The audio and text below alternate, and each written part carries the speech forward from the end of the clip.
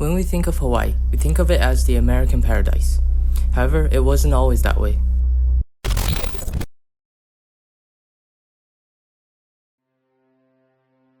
When Captain James Cook first arrived on the Hawaiian island of Oahu in 1778, he found an island paradise full of vast jungles, pristine beaches, and a thriving people named the Kanaka Maoli. They had been living on the islands for centuries before any foreign interruption and had developed a self-sufficient and organized societal system and community. But that has all come to change. By the mid-19th century, American and European businessmen established in the Hawaiian archipelago were heavily capitalizing on Hawaii's substantial plantation-based economy. However, newly crowned Queen Liliuokalani attempted to regain Hawaiian sovereignty, but to no success. This was due to the signing of the McKinley Tariff Act, which resulted in significant changes that will ultimately lead to American businessman Lauren A. Thurston to form the Annexation Club. And on January 17, 1983, an offshoot of this group, the Committee of Safety, with the support of the US government, overthrew the Hawaiian monarchy. 5 years later, Hawaii became an official US territory. The annexation of Hawaii marked a turning point for both the Hawaiian people and for America's ambitions to expand into the Pacific, and thus resulted in events and impacts such as the subjugation of the native Kanaka Maoli people and the establishment of Pearl Harbor, which gave the US a better control over the Pacific and parts of East Asia that has lasted to this day. At first, investors and businessmen were drawn to Hawaii by its rich natural resources, favorable growing conditions, and multiple business opportunities, spreading sugar and fruit plantations all over the Hawaiian Islands. But over the decades, because of the introduction of non-native pests and diseases, the Kanaka Maoli population dropped drastically while the foreign population grew. By the late 19th century, we saw the signing of the Treaty of Reciprocity and the Bayonet Constitution, both of which increased the power of foreign settlers in Hawaii. In more detail, the Reciprocity Treaty was signed January 30, 1875, by the U.S. Secretary of State Hamilton Fish and the Kingdom of Hawaii's diplomat to the United States, Elisha H. Allen. The treaty provided duty-free import of Hawaiian agricultural goods into the United States. Also, the Bayonet Constitution was the second constitution of Hawaii, which the former king, King David Kalakaua, was pressured into signing by the Honolulu Rifles, a group of rebels made up largely of white settlers. The Constitution diminished the power of the Hawaiian monarchy and stopped most of the native Hawaiian population from voting because of income limitations. Every male resident of the Hawaiian Islands, of Hawaiian, American, or European birth or descent, shall be entitled to vote at any election of nobles, provided that he shall alone be possessed in his own right of taxable property in this country, of a value no less than $3,000. This impeded the average native Hawaiian citizen from voting, and thus increased the power of foreign settlers as they were wealthier on average than the native Hawaiian people. However, when King David Kalakaua passed away in 1891, his sister, Queen Liliuokalani, succeeded him, leading to a turn in Hawaii's economy and government. Queen Liliuokalani worked arduously to restore power to the Hawaiian monarchy, specifically by opposing the Reciprocity Treaty and also proposing a new Hawaiian constitution to replace the Bayonet Constitution. Another factor which built up to the annexation was the signing of the McKinley Tariff Act on October 1, 1890. This act, signed by President Benjamin Harrison, raised taxes on most imported goods by around 50% of their original value, and more specifically, setting new restrictions on the import of sugar into the US. Any person who shall knowingly refine or aid in the refining of sugar imported to the U.S. shall be guilty of a misdemeanor. Upon conviction thereof, shall pay a fine not exceeding $5,000, or be imprisoned for a period not exceeding 5 years, or both in the discretion of court.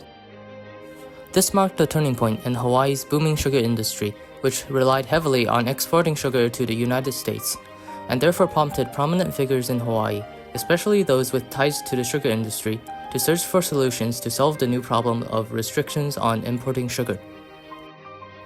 In early 1892, a secret group named the Annexation Club was formed by Lauren A. Thurston, a businessman, lawyer, and native-born citizen of Hawaii.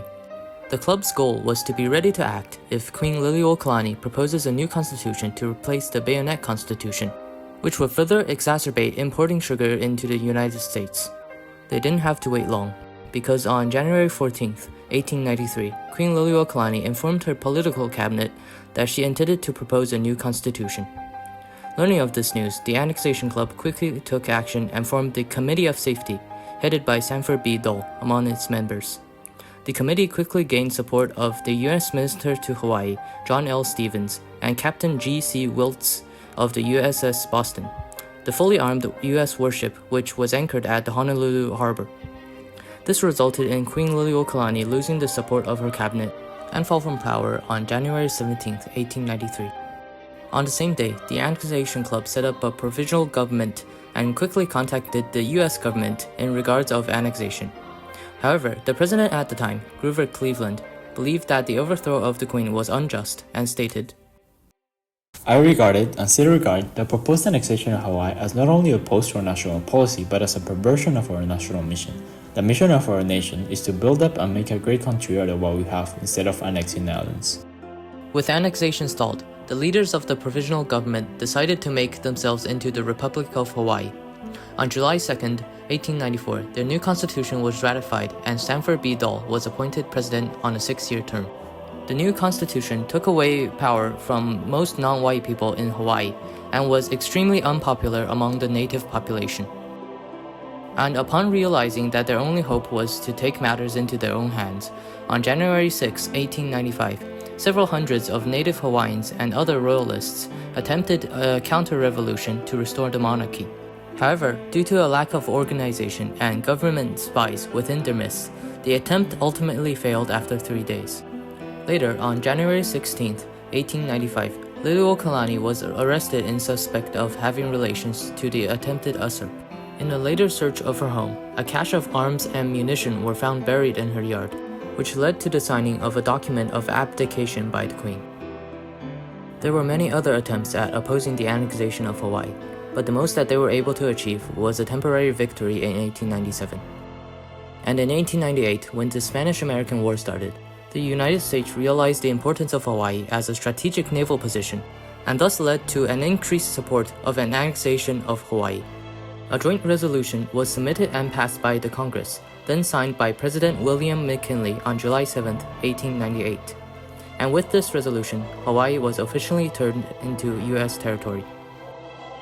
The annexation of Hawaii is undoubtedly a turning point for both the US and the Hawaiian Islands, mainly impacting the military and social aspects of them.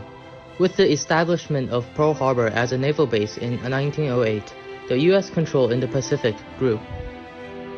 This was demonstrated by their active participation in the Filipino independence, in which Pearl Harbor played an important role as a refueling station and a strategic location to send the USS Olympia and other ships to support the Filipino rebels on May 1, 1898, during the Battle of Manila Bay. About a decade later, Pearl Harbor was established as an official US naval base and still serves as an active military base today.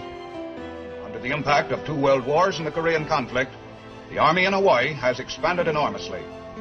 Today, the Hawaiian Islands represent a multi-million-dollar base of operations for American defense forces in the Pacific Ocean area. Hawaii not only serves as an important military position, but also as a tourist destination which advertises natural beauty and Hawaiian culture. The tourism industry began to grow starting after the annexation, and quickly became the single most important industry in Hawaii. However, this and the American education system imposed in 1896, which banned the public education of the Hawaiian language and the influx of foreign immigrants, a large part of the original native Hawaiian culture will be lost. After the overthrow, the teaching of Hawaiian language, Olelo Hawaii, and the hula is banned in schools, and an Americanization period moves quickly. The subjugation of the native Hawaiian people is also exemplified by the homeless population demographics of Hawaii, in which native Hawaiians make up of around 50% of the homeless population, while making up only around 20% of the total Hawaiian population. The annexation of Hawaii remains a contentious turning point in history, debated even today. Its impact on the Hawaiian and American history is undeniable, with far-reaching consequences in politics, society, culture, and economy. It serves as a reminder of the complexities of expansion, colonization, and the pursuit of power. Agenda tonight, a most significant presidential apology. At the White House yesterday, President Clinton signed a formal letter of apology to the people of Hawaii. He was apologizing on behalf of the U.S. government for the government's involvement 100 years ago in removing the independent Hawaiian monarchy by force.